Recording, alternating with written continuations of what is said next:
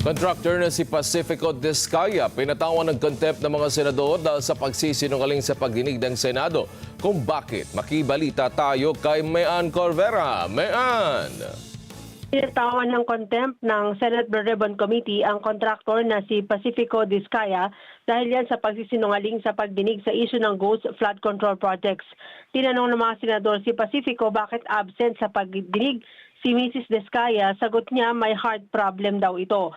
Pero sa sulat ni Sara Discaya sa komite na binasa ni Senator Ping Lacson, sabi niya hindi siya makakadalo sa pagdinig dahil sa importanteng meeting sa kanyang mga staff na matagal na raw nakaschedule at hindi na maaaring ipagpaliban. Nang tanungin si Pacifico kung nag-uusap ba sila ng asawa, humingi siya ng paumanhin at iginiit na may sakit ang asawa tulad ng diabetes. Pero hindi na ito kinagat ng mga senador dahil salungat pa rin ito sa sulat ni Mrs. Discaya.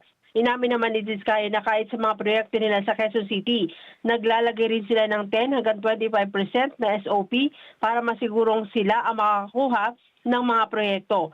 Kas daw nilang ibinibigay ang SOP sa mga kongresista na hindi niya pinangalanan.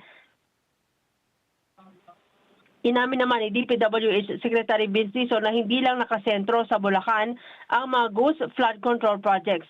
Sa pagdinig, sabi ni Dizon, batay sa kanilang investigasyon, may mga nadiscover na rin silang mahigit 100 Ghost Flood Control Projects sa La Union, Oriental Mindoro, Nueva Vizcaya, Eastern Samar at Bulacan. Sa ngayon daw, nakapagsampa na sila ng kaso sa 26 na katao kasama ang DPWH officials, ilang mga contractors gaya ng Discaya at may-ari ng St. Timothy at ang Wawa Builders na nasa likod ng flood control project sa Bulacan.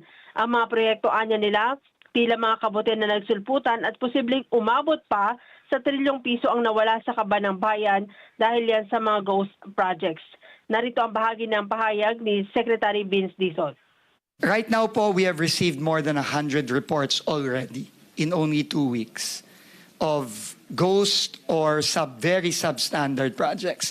And right now po, ang track po ng bagong team sa DPWH ay unang-una dahil nga po nabuo na ng ating Pangulo ang Independent Commission for Infrastructure. Kami po ngayon ay in very close coordination sa kanila. Bawat po project na nare-report, nagbubukas po kami ng case file dito. Ini-inspection po natin either personally or yung pong mga ibang kasama natin sa team. Ngayon po kasama na po ang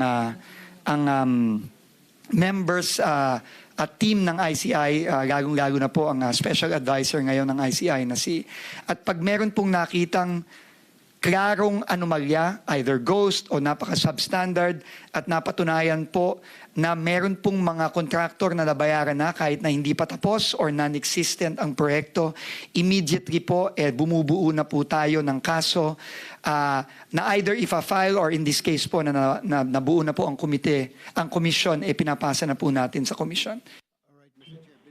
Samantala, bukod kay Discaya, pinatawan din ng contempt si dating Bulacan 1st District Engineer Henry Alcantara.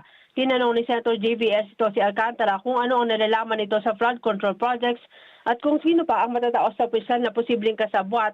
Pero sabi ni Alcantara, wala raw siyang alam hinggil dito. Nag-init ang ulo ni Senator Erwin Tulfo at iginit na imposibleng wala itong alam, gayong umami na ang kanyang mga kasamahan kaya dapat patawan ito ng contempt. Inaprobahan naman ng komite ang hiling na physical protection ng isa sa mga kontraktor na si Sally Santos ng SYMS Construction Builders. Sa ngayon, kinokompronta ni Senator Jingo Estrada si Mina Jose ng WJ Construction.